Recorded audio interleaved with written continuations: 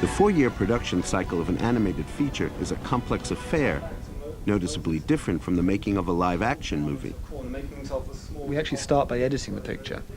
Normally in live action you have a script, you go out and shoot masses of footage, and then you go into an editing room and cut it down and try and make a reasonably small movie out of it.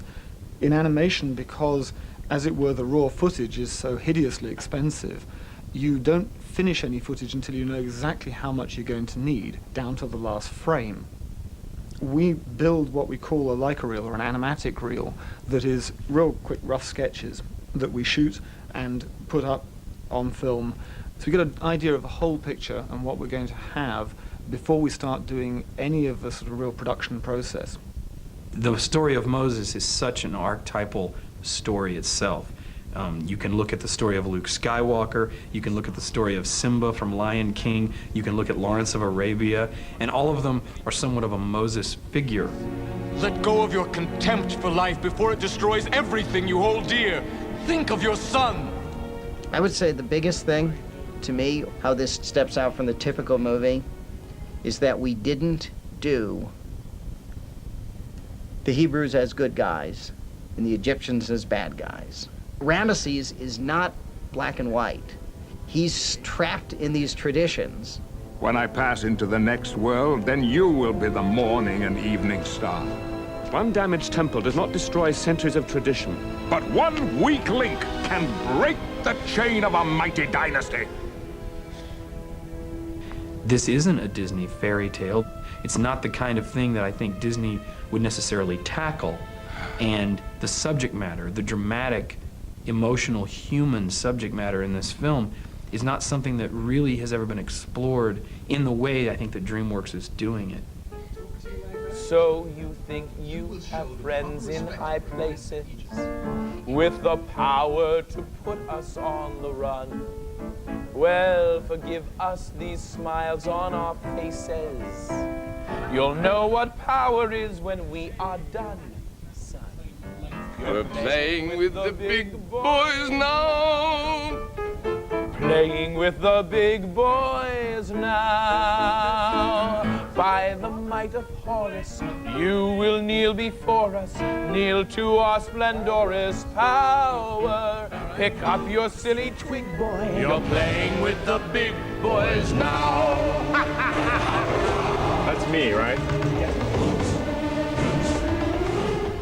I just got a call from Mr. Spielberg himself, who said, "Sandy, this is Stevie. We want you to do a voice." I said, "Okay." 5, take 1. I will not be dictated to. I will not be threatened. I am the morning and the evening star. I am Pharaoh. I will not be dictated to. I will not be threatened. I am the morning and the evening star. I am Pharaoh.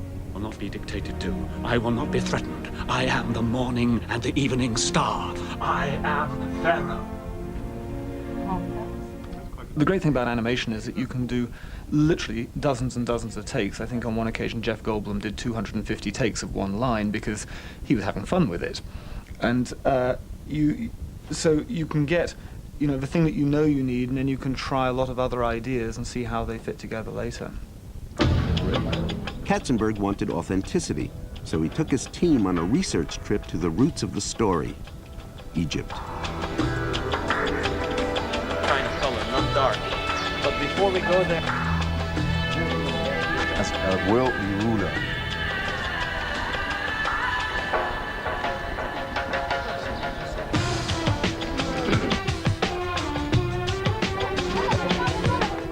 We've now been working on The Prince of Egypt for a year, and in that year's period of time, our artists have really created in their imagination this world inside their minds, the way they want it to be, the way they imagined in all its glory it was.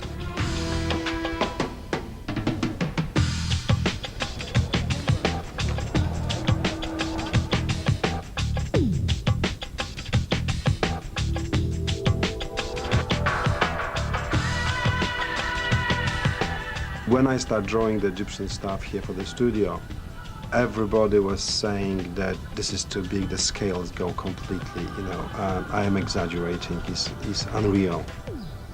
And that, the trip helped enormously.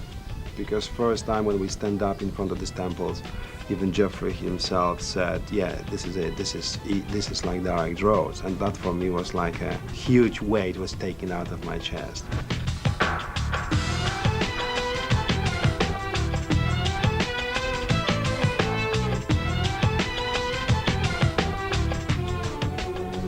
Meanwhile, the background supervisors were sent to Death Valley, California. Oh, it's spectacular. It's beautiful, spooky. It's kind of eternal, you know, quiet and huge spaces and big sky. It's like life itself. You got to live it. You can't just kind of see it from the outside. If you're going to paint a scene, and it's got to feel hot on screen, and you want your character to really feel like there's a scene when Moses is walking through the desert and he's going to die. Well, you can't know what that's like unless you've tried it. There's no way. So to get that kind of emotion to translate on a screen, you have to be there. So you feel the glare hitting you in the face, you feel the sweat, I mean, whatever. It's an emotional thing, and film has to be an emotional thing. You know, you just can't make that kind of stuff up. You know, there's certain kind of light, and certain kind of atmosphere, and the textures and everything. You can't make that stuff up.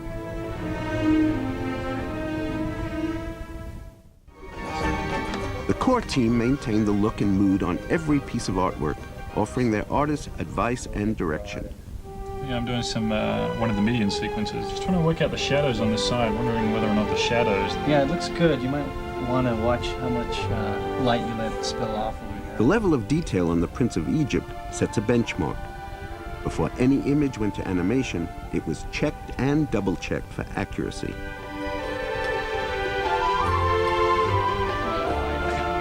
Join the dance. You must learn to join the dance.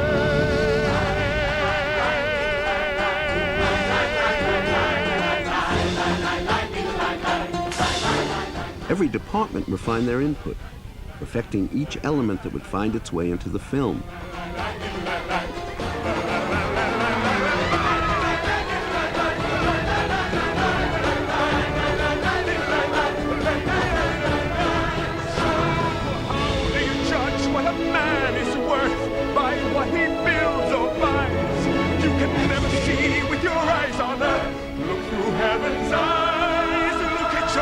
And then kind of to an orange over here, pull them all together a little bit more. Look at your life through heaven.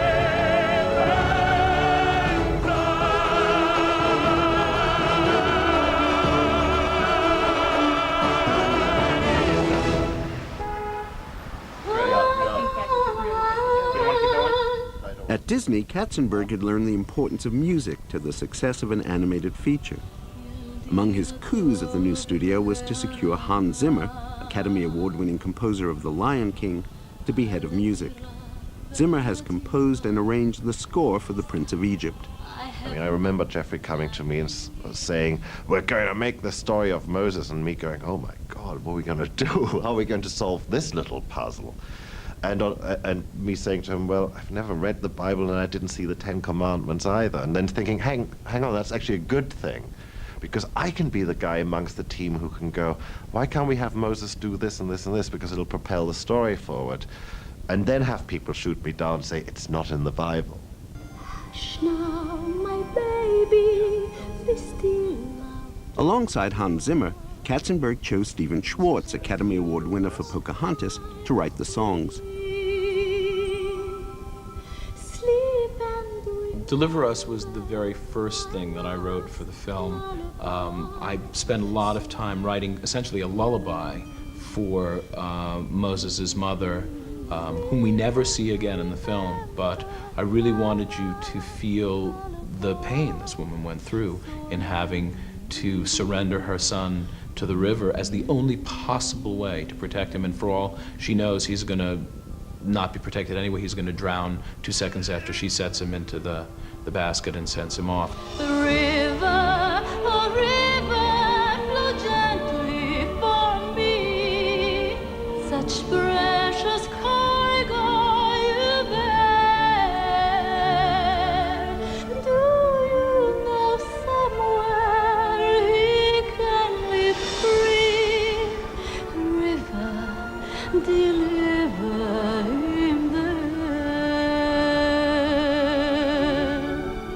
a normal movie, somebody's out there shooting frames fast, you know. In animation, you know, everybody sat there for hours drawing, you know, for days drawing each one of these frames. So you suddenly have this sort of slight reverence towards it all, and you do feel a responsibility of not letting other people's work down through your own work.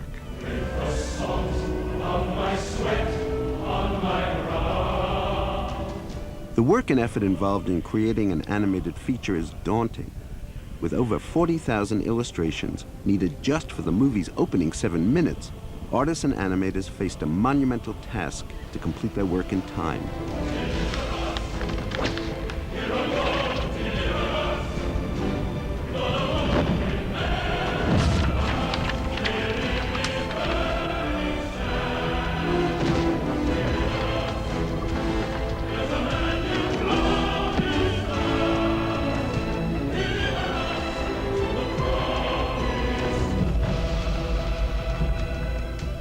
From the outset, Katzenberg knew Dreamworks' first classically animated film had to be special. By tackling an epic which features the plagues of Egypt and the parting of the Red Sea, he was announcing that the technical possibilities of animation would be stretched to the limits.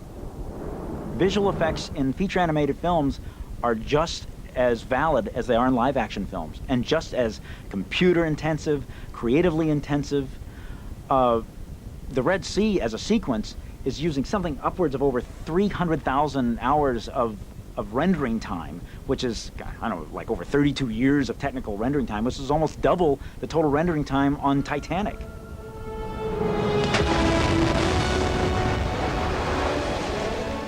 The parting of the Red Sea is the dramatic conclusion of the film. And it had to be huge. It had to have an incredible scale. It had to be scary. It had to be magical. It had to be awe-inspiring. You know, this is an act of God. This is no small thing. So we had a team of 12 animators, some of the best people in the industry, working on this for quite a while. Creating crashing waves and huge volumes of water hasn't been done in computer graphics before, and the techniques just weren't there. We literally had to build tools from scratch, tools that didn't exist as recently as 1.5 years, 2 years ago. So by now you've actually got those ripples of the thing which is remarkable about the stuff that's been done in this picture is that normally computer graphic stuff is designed to look as real as it possibly can. The challenge on this picture is that there is a stylization, and everything is painted, everything is deliberately made to look as if it's a painting. And so the computer graphics that are in the picture have to fit into that world as well. There are more special effects in this film, digital effects, than any movie ever made. The result of which is a film that is simply unlike anything anybody's ever seen before. Hopefully they'll like it. Erosion on Moses, rim lights on... Everyone sought absolute excellence for each frame of the 90-minute film. 1 million minute details had to be perfect, even if it meant costly animation had to be scrapped and done again. If we actually separated them on separate levels, we could get that right-hand one to become bigger. Yes, that would be good. Character cleanup to do each sandal separately.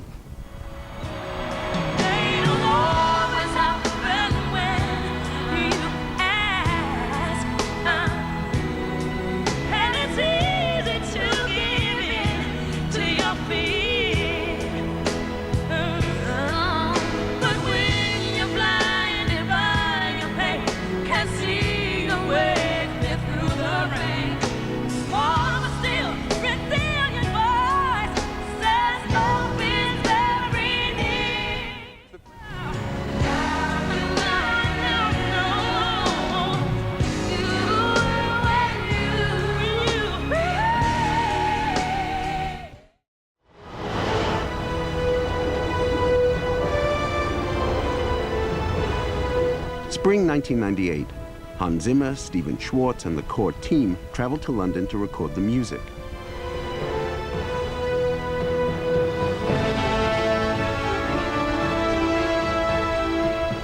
You know, anybody actually saying you have to write music that reflects Egypt from centuries ago, that's a sort of a vacuous statement to make, because they didn't record anything, so who would know? You know, and at the same time, I mean, for me it was important to not make this a true Bible picture about Moses and all that stuff, but make it relevant to today.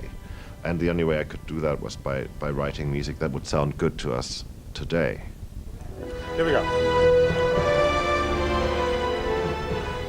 What I gotten very good at is pretending that I had far more room than possible. I mean, basically sort of manipulating time so it feels like these scenes are just a little bit longer. I mean, David, you know, you look at Lawrence of Arabia, David Lean movie, I mean, he sits on that camera forever with Omar Sharif coming towards you on the camel.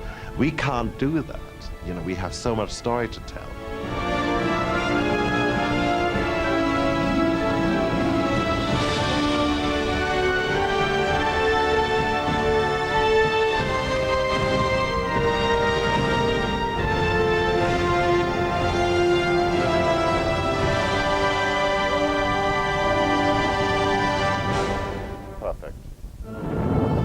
Back in Los Angeles, animation on Prince of Egypt was done.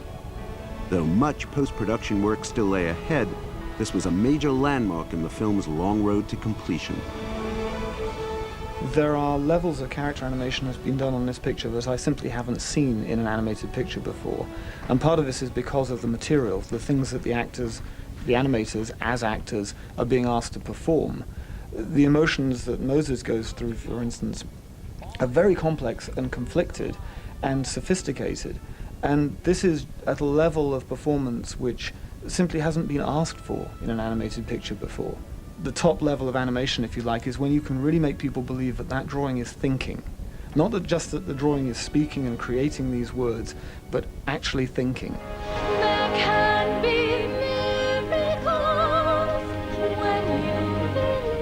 Only time will tell whether The Prince of Egypt is a commercial success.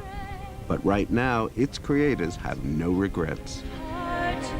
Whether it's successful financially or not, I'm really proud of the film, and I'm really proud of the work that the artists have done, and I know that they're proud of it, and that there's a really a good sense of we've done something that we all love. It really has been once-in-a-lifetime kind of experiences, both in terms of just how the film worked out, but in terms of the people that you work with. I sound like a poster child, but I know I was lucky enough to be on it from the ground floor. I think Prince of Egypt will kind of explode open doors in a new direction for animation, where it's not thought of as a cartoon, it's thought of as a film, where it's not thought of as a comic, but as fine art.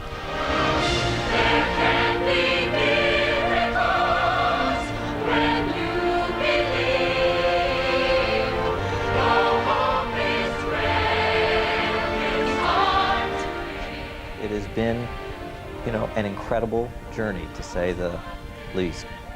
It's something that, you know, I think we will be proud of for many, many, many years to come. Whatever happens for the movie, and you just, you know, we'll be in the hands of the movie gods in terms of that. But we've done our best work. And how could you ask for more than that?